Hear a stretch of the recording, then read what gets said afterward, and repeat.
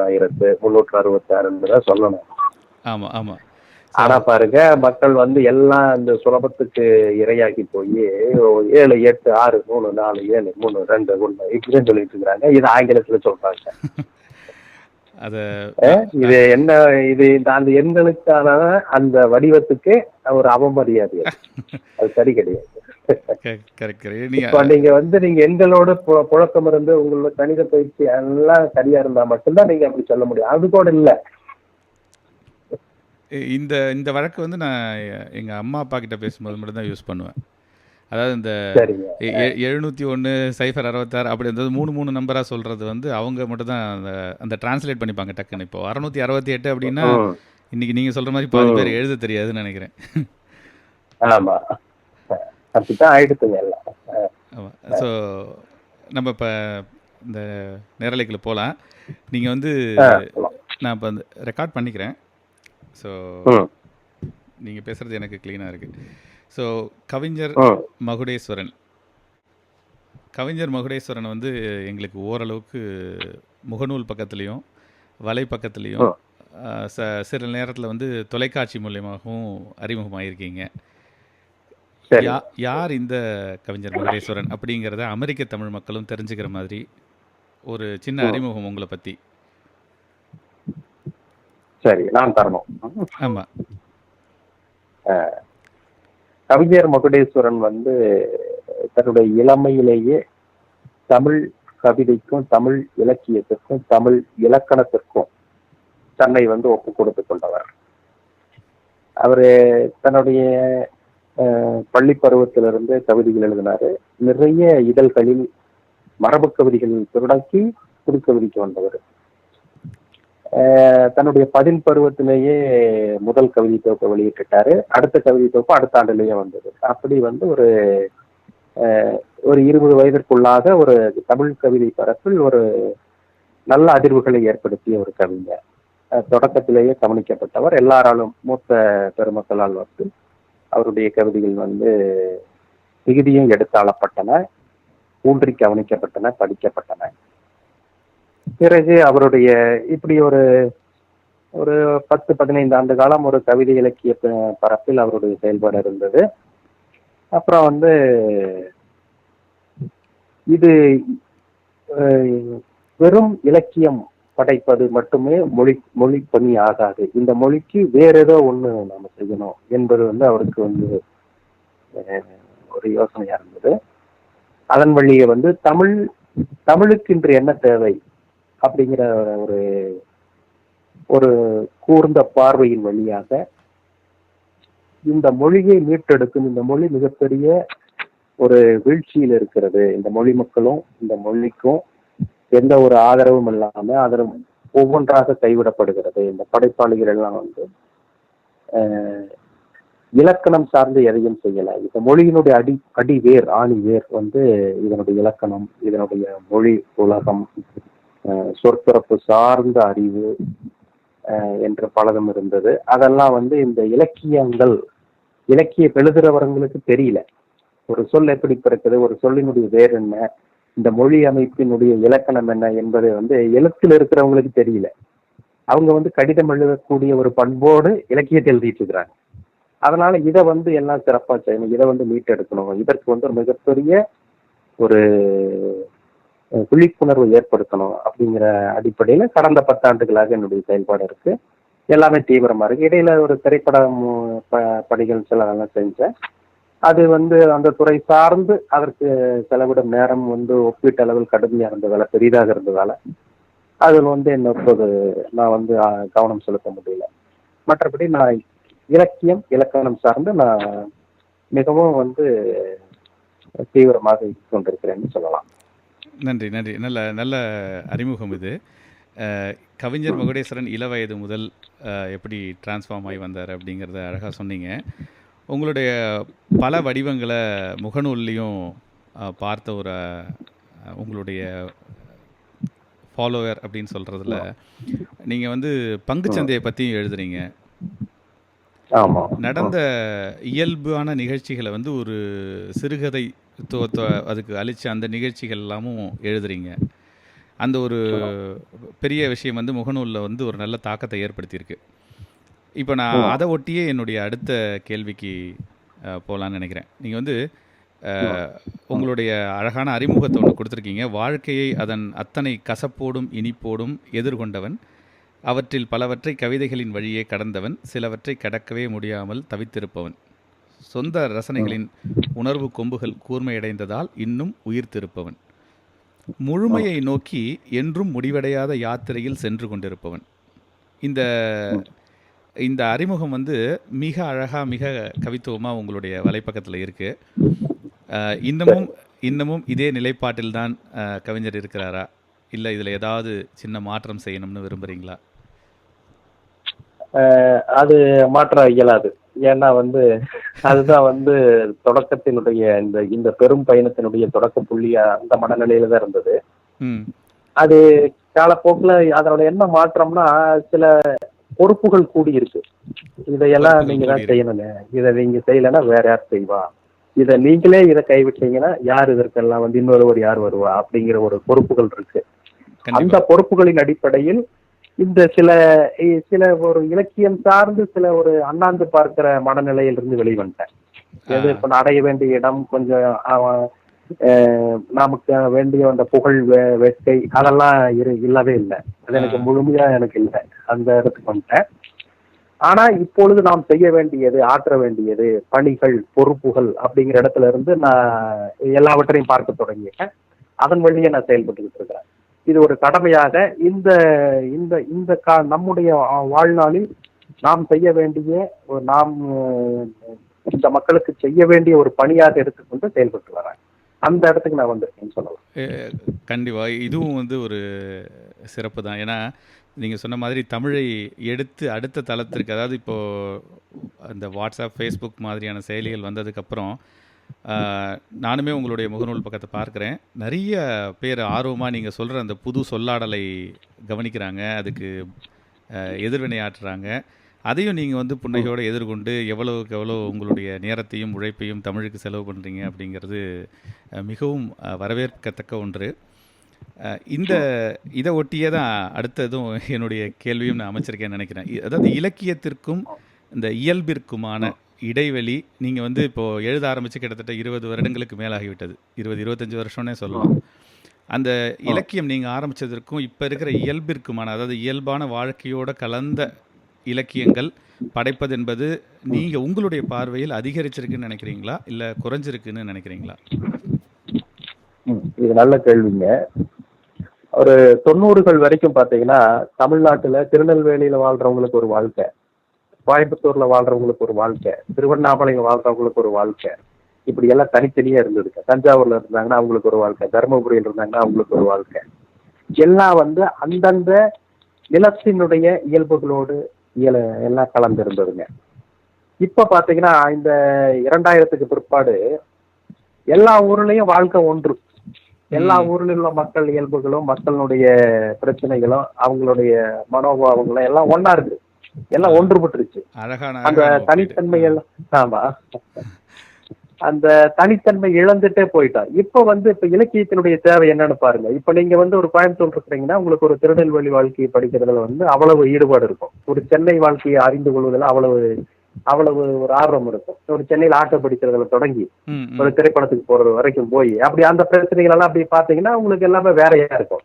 இன்னைக்கு வந்து எல்லா ஊர்லயும் நகரம் கிராமம்ங்கிற வேறுபாடை தவிர்த்து, அதுவும் கிராமத்தில் இருக்கிறவங்களும் இன்னைக்கு எல்லாமே வந்து நகரத்துல வந்து வாரத்தில் 3 நாளாவது வர வேண்டிய சூழ்நிலையில் இருக்கு. இப்ப இப்படி இருக்கும்போது வாழ்க்கை ஒன்றாயிட்ட போது இந்த இலக்கியம், கலைகள், இவற்றினுடைய இந்த வெளிப்பாட்டு முறைகள், இவையினுடைய உள்ளடக்கங்கள் எல்லாமே வந்து பொதுவாயிடுச்சு. இப்ப நீங்க என்ன ஆமா நமக்கு தானே ஆச்சு அப்படின்ட்டு நீங்க உணரக்கூடிய இடத்துக்கு வந்துட்டீங்க. இந்த இடத்துல வந்து ஒரு இலக்கியத்தினுடைய தேவை வந்து ரொம்பவும் ஒரு ஒண்ணு, அது உலகம் பொதுவா இருக்கிற மாதிரி ஒரு அழுத்தமான ஒரு சூழ்நிலையிலிருந்து வரணும், இல்லைன்னா எல்லாருக்கும் உங்களை வந்து வேறொரு தளத்திற்கு நகர்த்தக்கூடிய ஏதோ ஒரு உள்ளடக்கத்தை கொண்டு இருக்கணும். அப்படி அது ரெண்டுமே கிடையாது. அது ரெண்டுமே இல்லாம எல்லாம் பொத்தாம் பொதுவான ஒரு வாழ்க்கை முறையில இங்க எதை இலக்கியம் செய்வது அப்படிங்கிற இடத்துல நாம ஒரு திகச்சு நிற்க வேண்டிய இடத்துல இருக்கிறோம். நிச்சயமா முன்னிருந்த மாதிரி இன்றைய சூழல் இல்லை அப்படின்னு உறுதியா சொல்ல முடியும். அப்ப அந்த இடைவெளியானது கொஞ்சம் குறைஞ்சிருக்கு. அதாவது இந்த தொலைத்தொடர்பு சாதனங்கள் மூலியமாகவும் இந்த இணைய வழி சேவை மூலியமாகவும் அது கொஞ்சம் குறைஞ்சிருக்கிறதா எடுத்துக்கலாமா? இப்போ நீங்கள் உங்களுடைய நிச்சயமா குறைஞ்சிருக்கு. ஆமா, அந்த வேறுபாடு குறைஞ்சிருச்சு. வாழ்க்கை வேறுபாடு, வாழ்க்கை நீங்க உங்களுடைய பிரச்சனை எனக்கு புரியலையேங்கிற சொல்ற அந்த வேறுபாடு, அது இப்போ அல்லது இங்க என்ன நடக்குதுன்னு அங்க தெரியாம இருக்கிறது, அது எல்லாமே குறைஞ்சு போச்சு. எல்லாம் உங்களுக்கு இன்னைக்கு காலையில உங்களுடைய நிகழ்ச்சி நிரல் என்னவோ அதுதான் இங்கேயும் என்னுடைய நிகழ்ச்சி நிரல், அந்த மாதிரி ஆயிட்டது. ஆமா, அதாவது விலைவாசி வந்து சம அளவு பரவி இருக்கிற மாதிரி. அதே, ஆமா, விலைவாசி சமனானதை போல. நல்ல நல்ல பதில், நல்ல. அடுத்தது வந்து இப்போ இந்த நம்ம இலக்கியத்திற்கான இடைவெளி வந்து குறைஞ்சிருச்சுன்னு சொல்லிட்டீங்க. உங்களுடைய ஏரியா, அதாவது உங்களுடைய பாட்டைன்னு சொல்கிற கவிதை வந்து அந்த புது கவிதை, நீங்கள் மரபு கவிதை எழுதிட்டு புது கவிதைக்கு வந்தேன் அப்படின்னு சொன்னீங்க.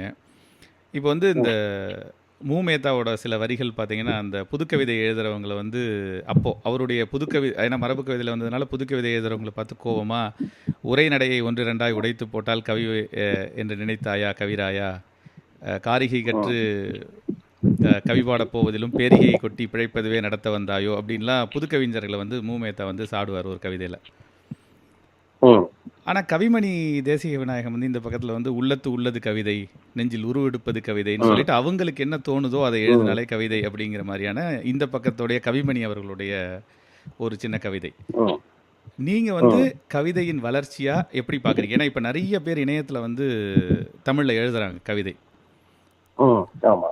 அந்த ஒரு 25 வருட ஆண்டுகால வீச்சில் நீங்கள் படித்து நீங்கள் பார்த்து வந்த கவிஞர்களில் இந்த கவிதையுடைய வளர்ச்சி வந்து ஒரு ஆரோக்கியமாக இருக்கா, இல்லை ஆங்கில கலந்த சொற்கள் மூலமாக எழுதுறதுனால கவிதை வந்து வீழ்ச்சி அடைஞ்சிருக்குன்னு நினைக்கிறீங்களா உங்களுடைய பார்வையில்?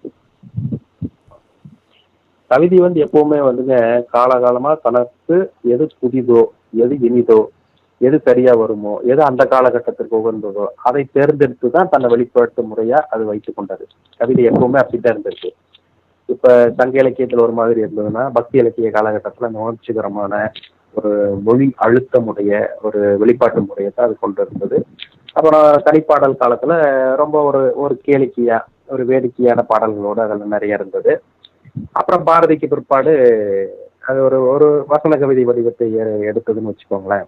இந்த உரைநடை, அச்சு வசதி, இது 2 வந்த பிற்பாடு தமிழினுடைய செய்யுள் அமைப்பிலிருந்து அந்த மொழி வெளியேறி எதை வேணாலும் சொல்லலாம் அப்படிங்கிற இடத்துக்கு வந்துச்சு. இந்த தமிழ் மொழிய இத்தனை ஆண்டு, ஒரு 3000 ஆண்டு பயன்பாட்டிலும் எவ்விதத்திலும் அழியாமல் உயிர்ப்போடு இருக்கிறது. தன்னிலிருந்து இன்னொரு மொழியை இப்பொழுதே பிரசவிக்கக்கூடிய அளவிலும் இருக்குது. அப்படின்னு ஏன்னு பார்த்தீங்கன்னா, இந்த மொழி மக்கள் தொடர்ந்து இலக்கியத்துக்குள்ளேயே கிடப்பாங்களாம். இது தேவநாய பாவாணர் சொல்றாரு. இந்த மொழியினுடைய மக்கள் வந்து தொடர்ந்து இலக்கிய பயன்பாட்டோடவே இருப்பாங்க. அதனால அது அடிக்கடி அடிக்கடி இவங்க எழுத பார்ப்பாங்க, எழுதுனதை படிக்க பார்ப்பாங்க. இந்த இலக்கிய பரிச்சயத்தோடவே இவங்க இருந்திருக்கிறாங்க. அதனால எப்பவுமே வந்து ஒப்பீட்டு அளவில் நீங்க பிற மொழியில இலக்கியம் பண்றவங்க ஒரு 10 பேர்னா தமிழ் மொழியில 150 பேர் இருப்பாங்க. அந்த கூட்டம் எப்பவுமே அதிகமா தான் இருந்திருக்குன்னு வச்சுக்கோங்களேன். இன்னைக்கு இந்த தமிழ் கவிதை எழுதக்கூடிய இந்த பெரிய கூட்டத்தை போல எப்பவுமே அது அதிகமா இருந்திருக்கு. அதனால வந்து இது நல்லதுதான். இப்போ எப்பவுமே வந்து நீங்க கவிதைங்கிற பேர்ல ஏதோ ஒண்ணு எழுதுறீங்க அப்படின்னா உங்க மனசுக்கு ஏதோ ஒரு சரியாப்படும், உங்க மனசுக்கு அது உயர்வா தோன்றக்கூடிய ஒரு விஷயத்த நீங்க வந்து ஒரு வரி வடிவத்துல எழுதுறீங்க. அது வந்து இந்த மொழிக்கு நல்லது. அது தப்பா இருந்தாலும் சரி, அது இந்த மொழிக்கு நல்லது. ஒரு மொழி செயல்பாடு. அதை வந்து ஒருபோதும் வந்து தவிர்க்க கூடாது, அதை கண்டிக்க கூடாது. ஓ, நல்ல விஷயம் இது. அதுவும் ஒரு தமிழ் கவிஞர் இப்படி வர்றது. ஆமா. அப்புறம் நீங்க சொன்ன இன்னொரு பதில் வந்து, காலகாலமா வந்து இப்ப கண்ணதாசன் வந்து புதுக்கவிதை ஆதரித்தவர் இல்லை. பல மரபு கவிஞர்கள் வந்து புதுக்கவிதையின் மீது ஒரு நல்ல ஒரு கருத்து உடையவர்கள் அல்ல. ஆனா பிற்பாடு அது வந்து ஒரு மக்களுக்கு அது ஏத்துக்கிட்டாங்க, மக்கள் அதை விரும்பி படிக்கிறாங்க என்னும் போது எல்லாரும் புதுக்கவிதை எழுத வேண்டிய சூழ்நிலை வந்தது. இல்லாட்டி வந்து நிறைய பேர் வந்திருக்க மாட்டாங்க. இப்ப புதுக்கவிதைங்கிற பேர்ல நிறைய நீங்க சொல்ற மாதிரி கழித்து கட்டக்கூடியவை, கவிதையே ஆகாத தன்மையோடு இருப்பவை, இதெல்லாம் நிறைய வருது. ஆங்கிலம் கலந்து எழுதுறாங்க, மொழியே தெரியாம எழுதுறாங்க, இலக்கண பிழைகளோடு எழுதுறாங்க, கவிதையாக ஆகாத ஒன்றை கவிதைன்னு நினைச்சுக்கிறாங்க. ஒரு கருத்து ஒரு உள்ளடக்கம் இல்லாம, கருப்பொருள் இல்லாம, அதுல கவிதை பொருள் கூட பரவாயில்லையே, கவிதை இல்லாம அது ஒரு கவிதை நினைச்சு எழுதுறாங்க. ஆனால் என்ன செய்யறது, அவங்க வந்து ஒரு முதல் நிலை மக்கள் ஒரே ஒரு என்கிற மட்டத்துல அவங்கள ஏற்றுக்கொள்ளலாம். இல்லை, நீங்கள் இது ஒத்துக்கிட்டதே பெரிய விஷயம். இது வளர்ச்சிக்கு ஒத்துக்கலாம் அப்படிங்கிறீங்க, தவறாக இருந்தாலும் பரவாயில்ல ஆமா. அப்படிங்கிறீங்க. அதில் ஒரு ஓசை நயமாவது அவங்க வேண்டுமா குறைஞ்சபட்சம்? ம். ஏதோ ஏதாவது ஒண்ணு அவங்க இது கவிதை தான் அப்படின்னு நினைக்கிறத அவங்க நம்புறாங்க.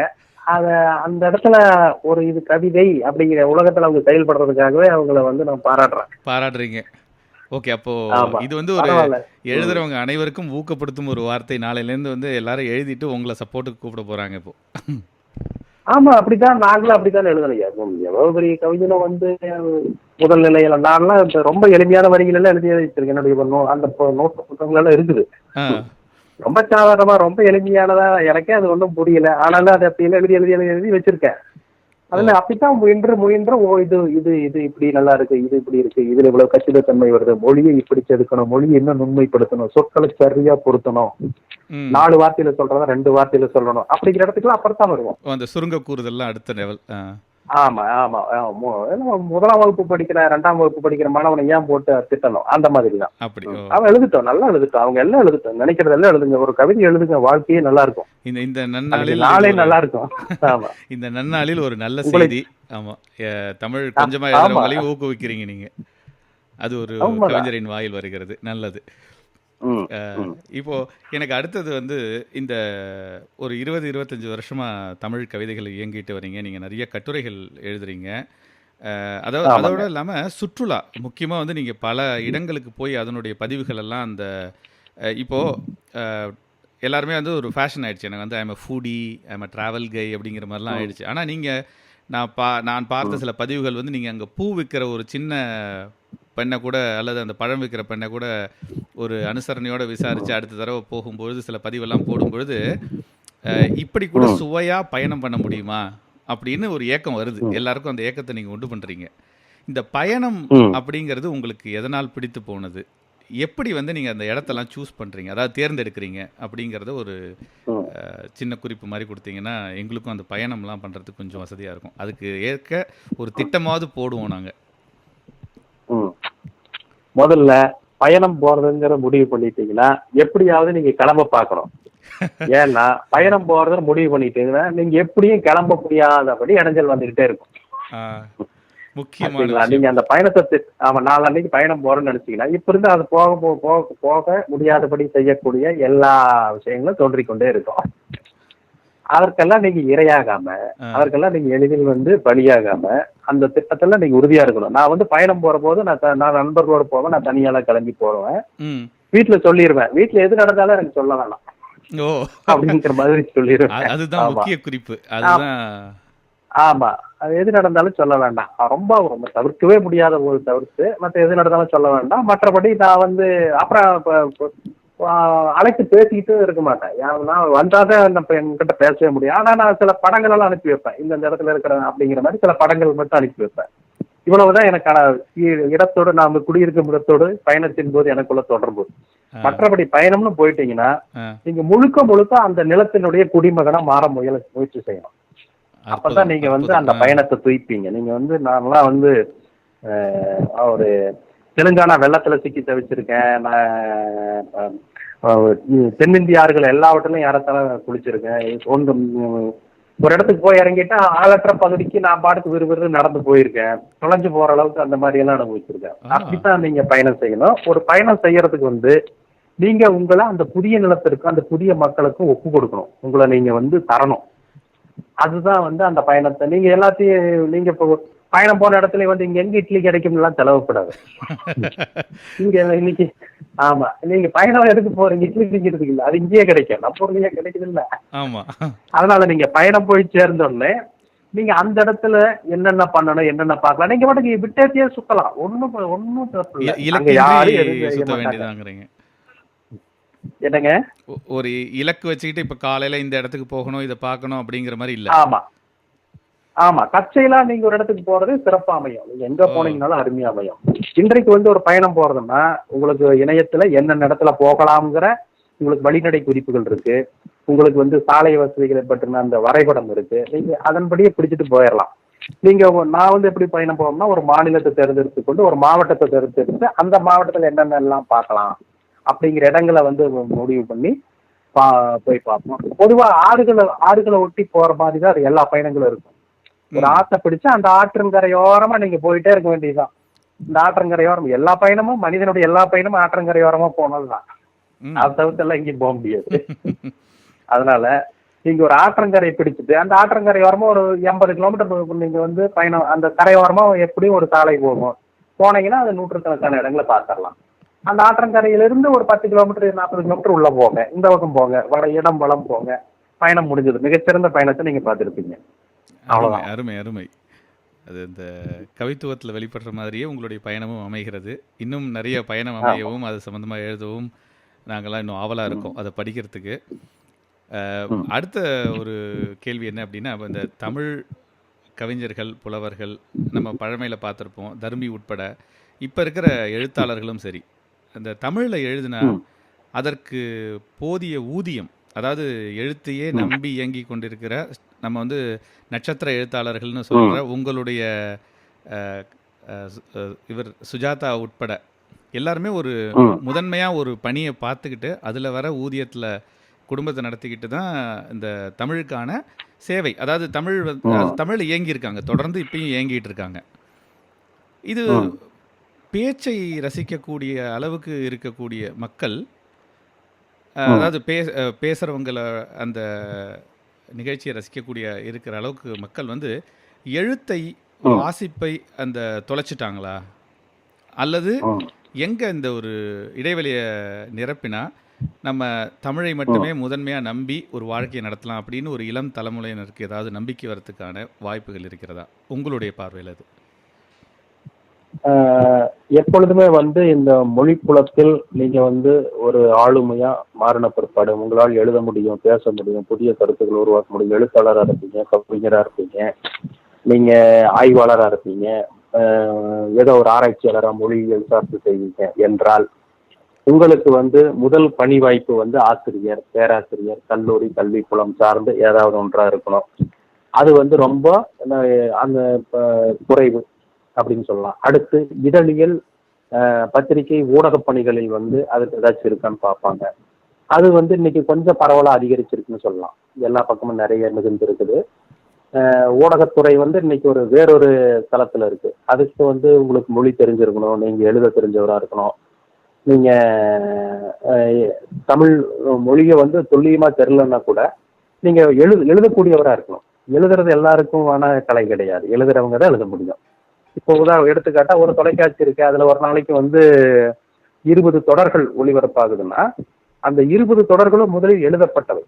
எல்லாமே வந்து எழுதித்தான் வந்து ஷார்ட் பிடிப்பாங்க.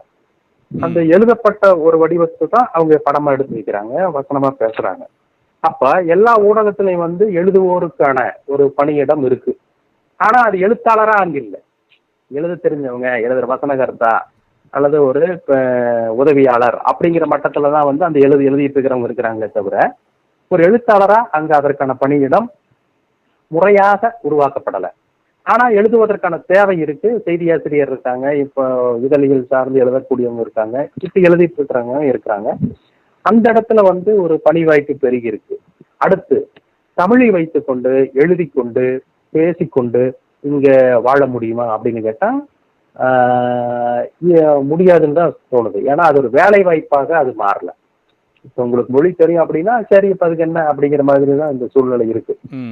அது ஒரு வேலை வாய்ப்பா மாறணும்னா அதற்கு இன்னும் வந்து இந்த இந்த இதழியல் சார்ந்து ஊடகத்துறை சார்ந்து ஏதாச்சும் நாம ஒரு இடத்த கண்டுபிடிச்சிட்டு நீங்க வாழலாம், நீங்க அந்த இடத்துல போய் வரலாமே தவிர அதுலயும் வந்து இங்க இருக்கிற ஒரு ஆயிரக்கணக்கான பேர் எழுதிட்டு இருப்பாங்க. அதுல சிறப்பா செயல்படுற ஒருவருக்கு தான் அந்த வாய்ப்பும் கிடைக்கும். என்னையெல்லாம் நான் இதழியல் துறையில நிறைய பேர் கூப்பிட்டுருக்குறாங்க. என்னால போக முடியல. நான் இருக்கும் இடத்துல இருந்து செய்யறேன், அல்லது நான் கேட்ட ஒரு விஷயங்களை அவங்களால தர முடியல. அந்த மாதிரி இருந்ததால தான் அது தவிர்க்கப்பட்டதே தவிர மற்றபடி வந்து ஓரளவுக்கு இன்று நிலைமை மாறி இருக்கு. இன்னொன்னு என்னன்னா, எழுதுறவங்க பேசுறவங்க இவங்க 2 பேருக்கு இடையில் உள்ள வேறுபாடு என்னன்னா, ஒரு பேச்சாளர் வந்து 10,000 மேடைகளை பார்ப்பார். அவர் வந்து ஒரு மேடைக்கு இவ்வளவு என்று ஒரு பொருளாதார அளவில் அவர் சில நலன்களையும் அடையலாம்.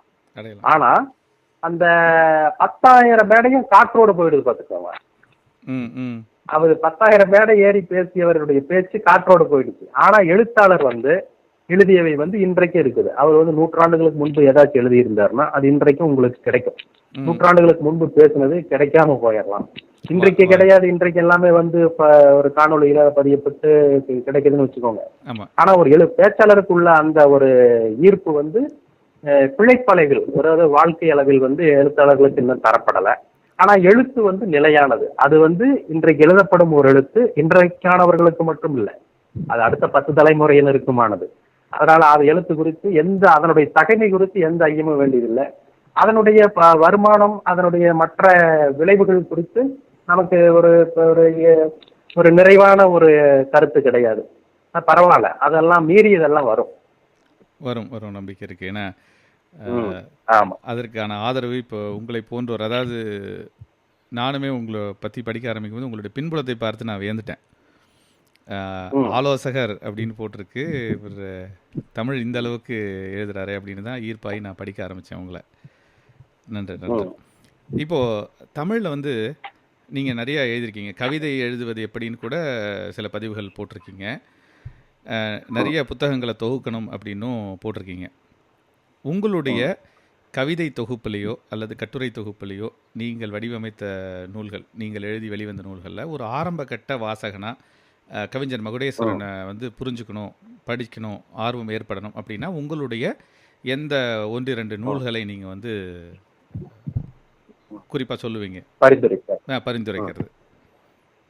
என்னுடைய கவிதை நூல்கள் மொத்தம் 14 வந்திருக்குங்க. இந்த 14 நூல்கள்ல சில நூல்கள் வந்து ரொம்ப மிக நன்றாக இருக்கும். புலிப்பரல் அப்படின்னு ஒரு கவிதை தொகுப்பு இருக்கு. அது வந்து எல்லாருக்கும் ரொம்ப பிடிச்சு போச்சு. அது வந்து ஒரு கலவையான கவிதைகளினுடைய ஒரு கொண்டாட்டம். அது எழில் நலம் அப்படின்னு இன்னொரு கவிதை தொகுப்பு இருக்கு. அது வந்து ஒரு மிகச்சிறந்த ஒரு தொகுப்பு. நிறை சூழி அப்படின்னு ஒரு தொகுப்பு இருக்கு. நான் பெயர்களை தலைப்பே வந்து உங்களுக்கு வந்து ஒரு இருக்கும். அந்த மாதிரிதான் வைப்பேன். நிறை சூழி இந்த தலைப்பு சொன்னோடனே தான் எனக்கு அமெரிக்க தூதரகத்துல அந்த விசாவை கொடுத்தாங்க. அமெரிக்காவுக்கான விசாவை கொடுத்தாங்க. நீங்க யாருன்னு அந்த வெள்ளைக்காரர் கேட்டாரு, அமெரிக்கர் கேட்டாரு.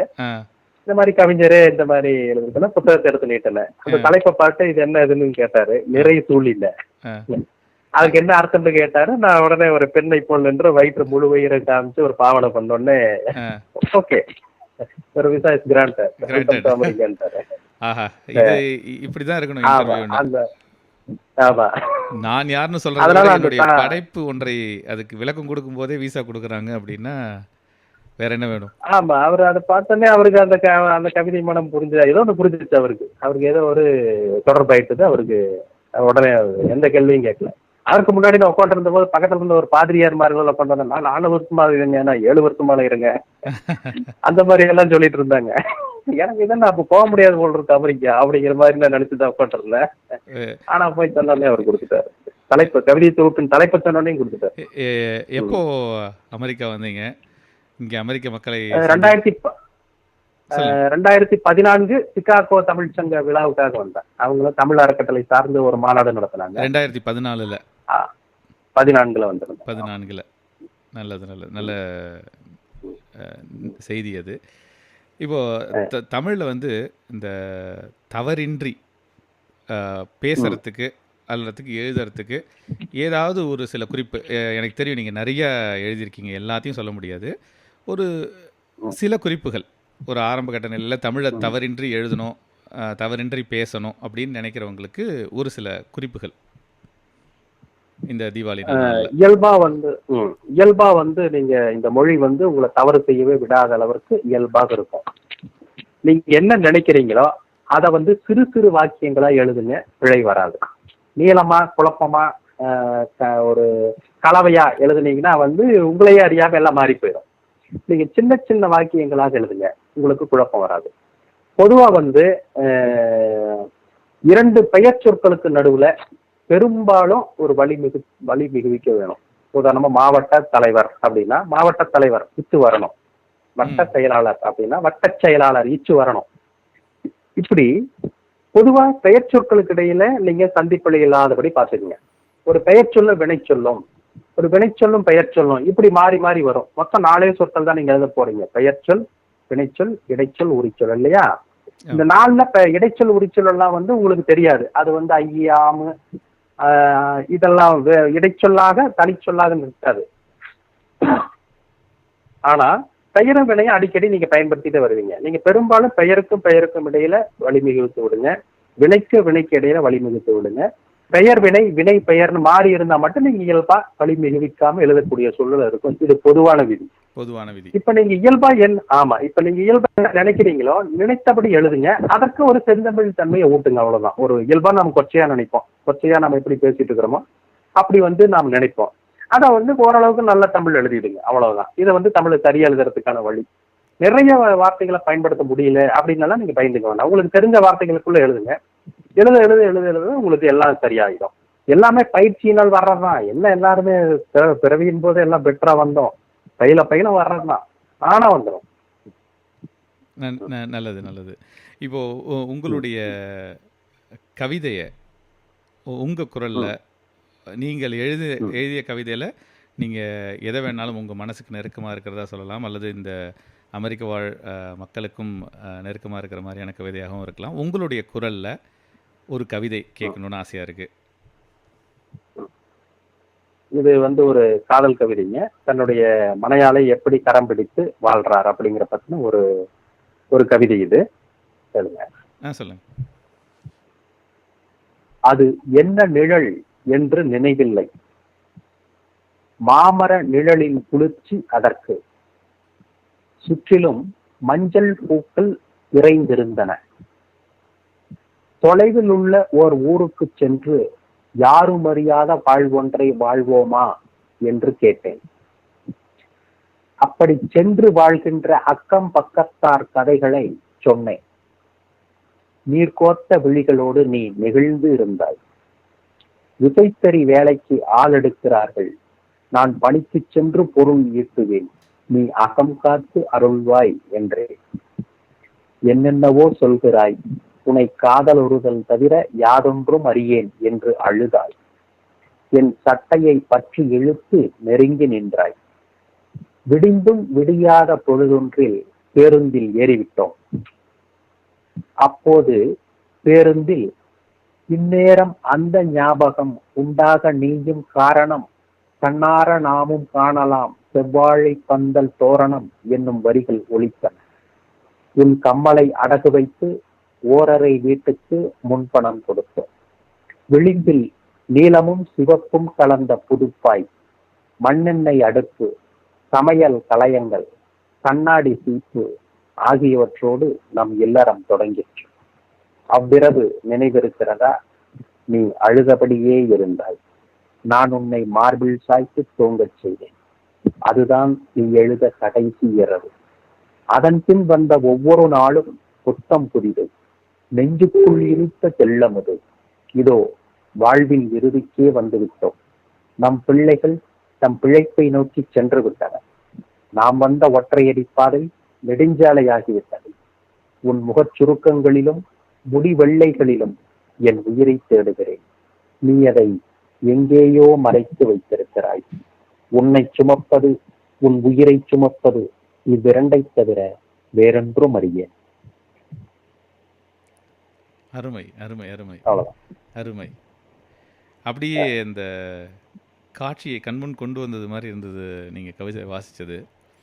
அதனாலதான் சில நேரங்களில் வந்து அந்த கவிஞரே அந்த கவிதையை வாசிக்கும் பொழுது அதற்கான அந்த உன்னதமான என்ன சொல்றது நேர்மை கிடைக்கும். அந்த கவிதையை வாசிக்கும் பொழுது அடுத்தவர் வாசிக்கும் பொழுது உருகி வாசிக்கும் பொழுது என்ன வாசித்தாலும் அதை எழுதியவர் வாயால் கேட்பது ஒரு பெரும் பாக்கியம். நன்றி அந்த கவிதைக்கு. இதே போல நீங்கள் ரசிச்ச வேறொரு கவிஞர் எழுதிய கவிதை உங்களது குரலில் ஏன் ரசிச்சேன்னு நீங்க சொன்னீங்கன்னா எங்களுக்கு இன்னும் வசதியா இருக்கும். அதை அசை போட அது நிறைய இருக்கு. அது பலருடைய கவிதைகளை ரசிக்கலாம். என்னுடைய ரசனையில நிறைய கவிதைகளை வந்து பாரதிதாசன் எழுதியிருக்காரு. பாரதிதாசனுடைய அருமையான கவிதைகள் ஏராளம். ஒரு சிலதுன்னு சொல்ல வேண்டாமே. முடியரசனுடைய கவிதைகள் வந்து நீங்க எல்லாரும் தவறாம படிக்கணும். ஒரு தமிழ் வந்து எவ்வளவு எளிமையா இருக்கும் அல்லது எவ்வளவு இனிமையா இருக்கும் அப்படிங்கிறதுக்கு வந்து அவருடைய கவிதைகள் உதாரணம். ஒரு பெரிய தொகுப்பு இருக்கு, முடியரசன் கவிதைகள்னு சொல்லிட்டு தொகுப்பு. அது வந்து எல்லாருமே படிக்கலாம். நம்ம எல்லாருக்குமே அதனுடைய கவிதைகள் பிடிக்கும். பாரதியார் வந்து எல்லாரும் கட்டாயம் படிச்சிருக்கணும். பாரதியார் வந்து நீங்க தொடர்ந்து படிக்கணும். திருக்குறள் வந்து நீங்க அது ஒரு அற இலக்கியம், அது ஒரு கட்டளைகள் தருகிற இலக்கியம்னு நினைக்க கூடாது. அதுல ஏராளமான கவிதை இருக்கு. பன்மாய கல்வன் பனிமொழி என்றோ நம் பெண்மை உடைக்கும் படை, இது வந்து ஒரு திருக்குறள். பல மாயங்கள் செய்து பணிந்து பேசுகின்ற அவனோட சொற்கள் தான் நம்முடைய பெண்மையை வந்து உடைச்சு, பெண்மைங்கிற கோட்டையை உடைச்சு உள்ள நுழையிற ஒரு கருவியா இருக்குதுன்னு சொல்றாரு. அந்த திருக்குறள்ல வந்து அவ்வளவு இருக்கு, அவ்வளவு அரிய கவிதைகள் இருக்கு. அது நீங்க படிக்கலாம். திருக்குறள் உள்ள எல்லா கவிதைகளும் வந்து உங்களை வேறு தளத்துக்கு கொண்டு செல்லும், உங்களுடைய ரசனையையும் மாற்றும். தொடர்ந்து திருக்குறளில் உள்ள கவிதைகளை படிக்க. நான் அதுதான் படிப்பேன். எனக்கு மனச்சோர்வா இருக்கும் பொழுது, எனக்கு மொழி வந்து இன்னும் வந்து செம்மைப்பட வேண்டும்னு நான் உணரும் பொழுது திருக்குறளில் நான் வந்து தொடர்ந்து புலங்குவேன். அது எல்லாரும் படிக்கலாம். திருக்குறள் அப்படின்னு தான் எனக்கு ஒரு ஞாபகம் வருது. உங்களுடைய வலைப்பக்கத்தில் வந்து திருக்குறளை வந்து புது கவிதையாக மாற்றி எழுதியிருக்கீங்க. வான் சிறப்பு அது போல் ஒரு சில அதிகாரங்களை அதை வந்து முழுமையாக எடுத்துகிட்டு போகிற மாதிரியான முயற்சிகள் இருக்கா? ஏற்கனவே செஞ்சிட்டீங்களா? அது இணையத்தில் வரலையா? இல்லை, அதை முழுமையாக செய்யணும் அப்படின்னு தான் நான் வந்து அதை இறங்கினேன்.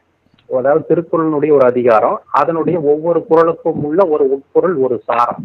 அது வந்து புதுக்கவிதையில இன்றைய வாழ்க்கைக்கு ஏற்ப இருந்தா எப்படி இருக்கு அப்படிங்கிறத அதை எழுத தொடங்கினேன். அதை எழுத தொடங்கின பிற்பாடு இதுக்கு முதலில் வந்து இந்த திருக்குறளுக்கு உரை எழுதி விடலாம் அப்படிங்கிற நோக்கம் வந்து திருக்குறளுக்கு உரை எழுதிட்டேன். உரை எழுதி அது வந்துருக்கு, திருக்குறள் உரை வந்துருக்கு. திருக்குறள் உரை அந்த நூல் பார்த்தேன். ஆமா, திருக்குறளுக்கு உரை எழுதியிருக்கேன். அப்புறம் இது வந்து அப்புறம் அதை அப்படியே நின்றதுன்னு வைங்களேன். அப்புறம் அந்த உரை செய்த பிற்பாடு இந்த முழுமை செய்யணும். இது நிச்சயம் செய்வேன். பிற்காலத்துல நிச்சயமா அது எல்லா திருக்குறளுக்கும் ஒரு ஒரு தற்கால புதுக்கவிதை வடிவில் திருக்குறள் சாரமுடைய நல்ல கவிதையை மாற்றி நான் தருவேன். அது ஒரு புது சுவையா இருக்கும். கண்டிப்பா அது திருக்குறள் தான் அடிப்படை. ஏதோ ஒரு உள்ள பொருள் வந்து இந்த கவிதையில இருக்கும், அவ்வளவுதான்.